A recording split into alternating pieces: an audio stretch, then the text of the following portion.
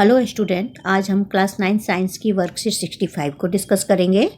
हमारा आज से नया चैप्टर शुरू हो गया, कार्य तथा ऊर्जा, और इसमें आज हम बल द्वारा किए गए कार्य के बारे में जानेंगे।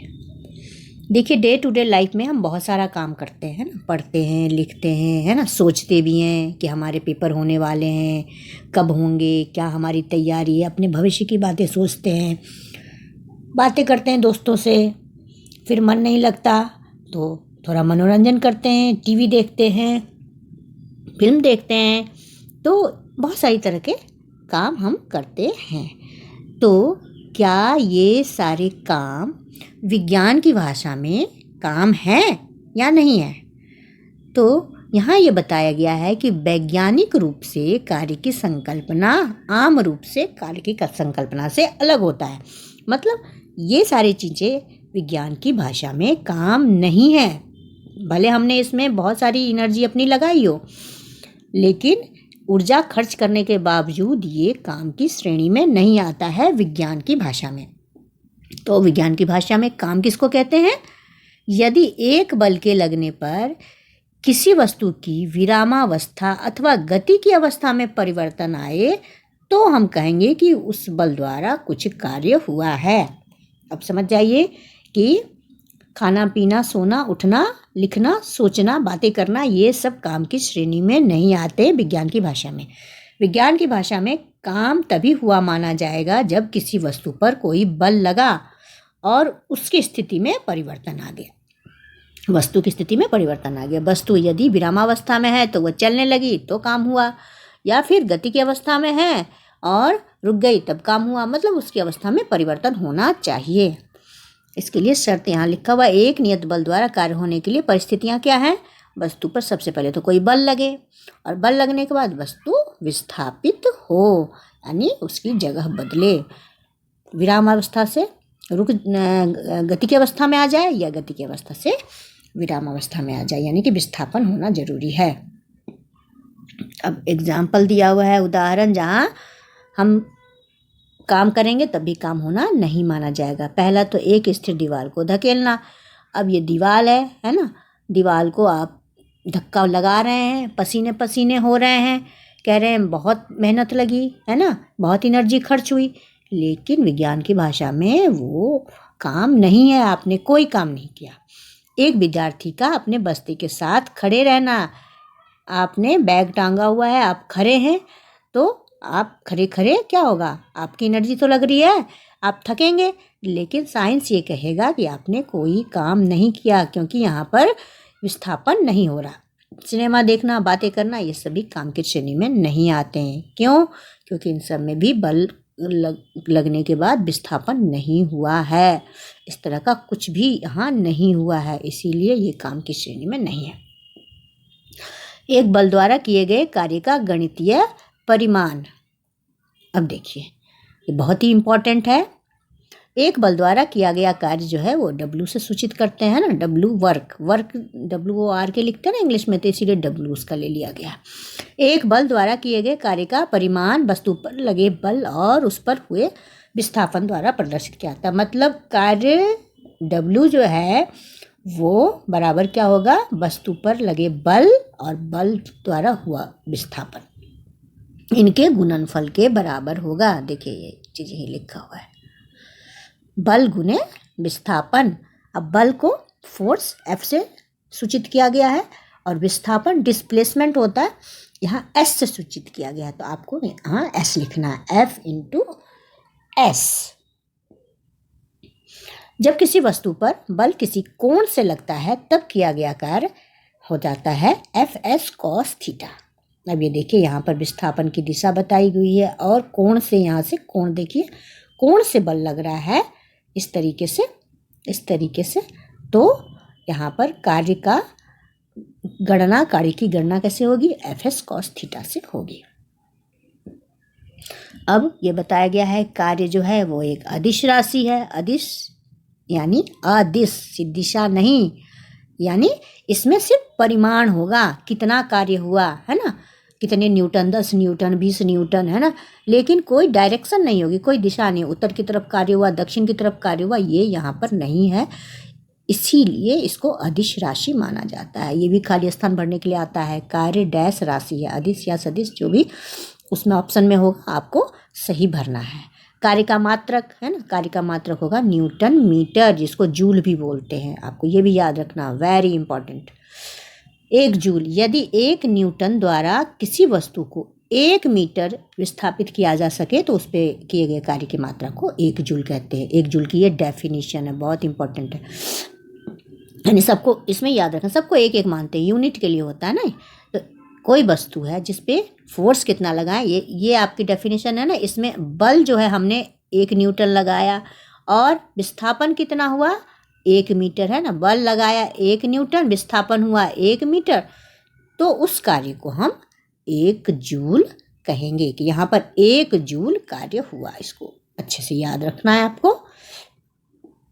अब इधर देखते हैं, धनात्मक, ऋणात्मक और शून्य कार्य, 3 तरह के कार्य बताए गए हैं। इसको समझ लीजिए।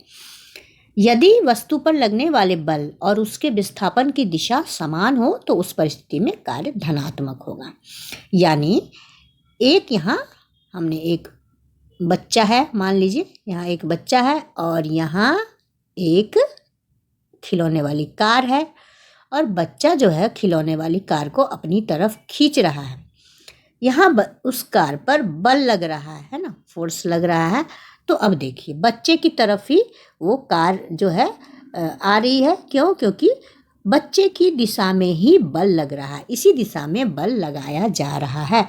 तो इस कार्य को हम धनात्मक कार्य कहेंगे, यानी सेम डायरेक्शन है तो वो पॉजिटिव या धनात्मक कार्य कहलाएगा। दूसरा एग्जाम्पल दिया, पहला एग्जाम्पल तो वही बच्चे वाला दिया, बच्चे का खिलौना को अपनी तरफ खींचना। दूसरा एक चुंबक का लोहे को अपनी ओर खींचना। एक चुंबक है ना, और यहाँ कुछ लोहे के पिन रखे हैं, टुकड़े रखे हैं, जो भी मानिए। तो इसमें भी इस तरफ बल लग रहा है और लोहे की पिनें जो हैं वो भी चुंबक की तरफ आ रही है। तो ये भी धनात्मक कार्य होगा, मतलब इसमें भी सेम डायरेक्शन में फोर्स लग रही है और उधर ही विस्थापन हो रहा है।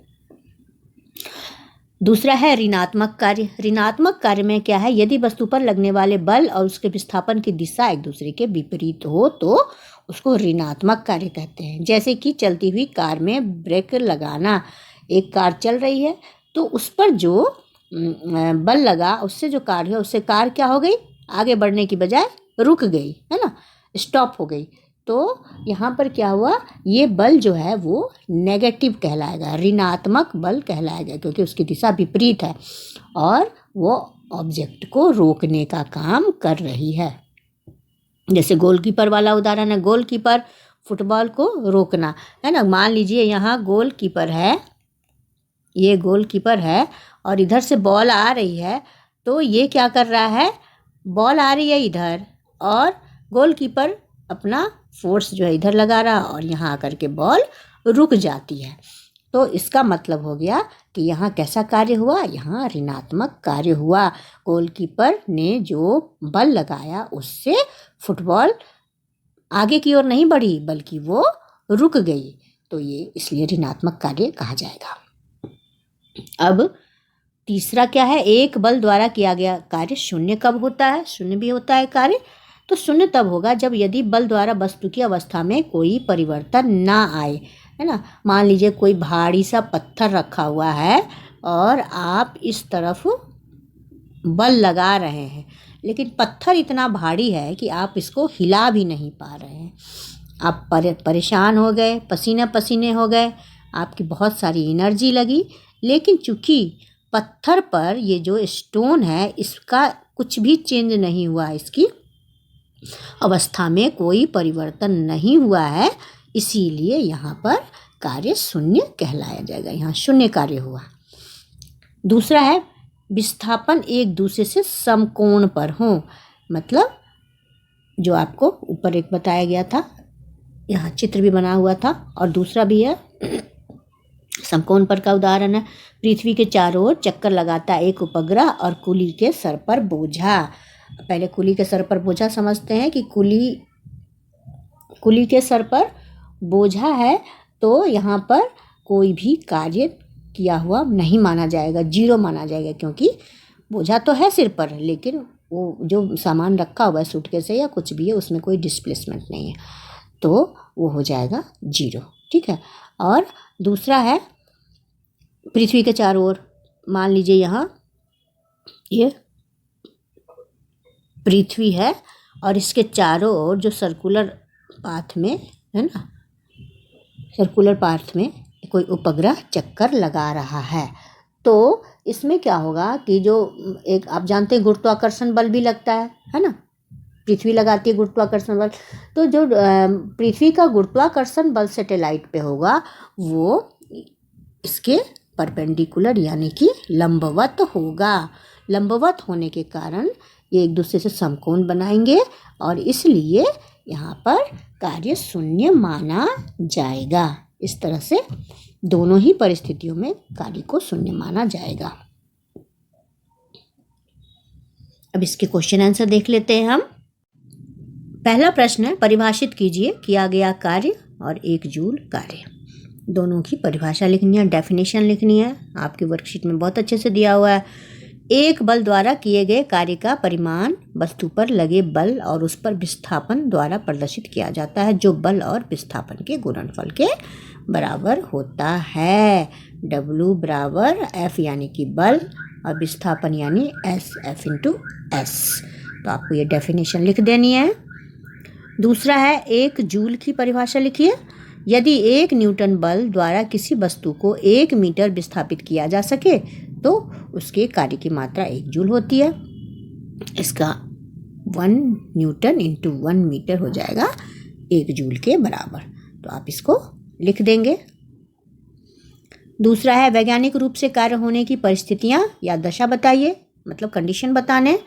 तो 2 कंडीशन है, वस्तु पर कोई बल लगना चाहिए और बल लगने के बाद क्या होगा, वस्तु विस्थापित होनी चाहिए। ये दोनों परिस्थितियां। क्वेश्चन नंबर 3 है, यदि 5 न्यूटन बल के प्रयोग से एक भार को 2 मीटर तक विस्थापित किया जाता है तो किए गए कार्य की मात्रा ज्ञात कीजिए। तो यहाँ पर बल यानी F आपका 5 न्यूटन है और विस्थापन S है 2 मीटर। तो M लिख लीजिएगा यहाँ पर 2 के साथ M, 2 मीटर। तो किया गया कार्य क्या हो जाएगा, दोनों को मल्टीप्लाई कर देंगे, 5 इंटू 2 ये हो जाएगा 10 जूल, या इसको न्यूटन मीटर भी लिख सकते हैं आप। क्वेश्चन नंबर 4, अपने दैनिक जीवन से धनात्मक, ऋणात्मक और शून्य कार्य के उदाहरण दीजिए। तो इसके उदाहरण आपकी सारी वर्कशीट में ही सब कुछ दिया हुआ है। धनात्मक कार्य क्या हो गया, एक बच्चे का खिलौना को खींचना और चुंबक का लोहे को अपनी ओर खींचना। दूसरा ऋणात्मक हो गया आपका, एक चलती हुई कार में ब्रेक लगाना और गोल कीपर द्वारा फुटबॉल को रोकना। ये आप लिख लेंगे, ये धनात्मक, ये ऋणात्मक। और शून्य कार्य क्या हुआ, इसका हो जाएगा, ये हो गया आपका शून्य कार्य, है ना। शून्य कार्य का हो जाएगा पृथ्वी के चारों ओर चक्कर लगाता उपग्रह और कुली के सर पर बोझा। ये हो जाएगा आपका शून्य कार्य का उदाहरण। तो इस तरह से आपकी वर्कशीट फिनिश हुई और मुझे आशा है कि आपको ये समझ में आई होगी। आप स्क्रीनशॉट ले सकते हैं या फिर देखकर काम को उतार सकते हैं। और अगर आपको ये अच्छी लगी तो मेरे चैनल को सब्सक्राइब कीजिए और इस वीडियो को अपने दोस्तों तक अवश्य पहुंचाइए। Thank you.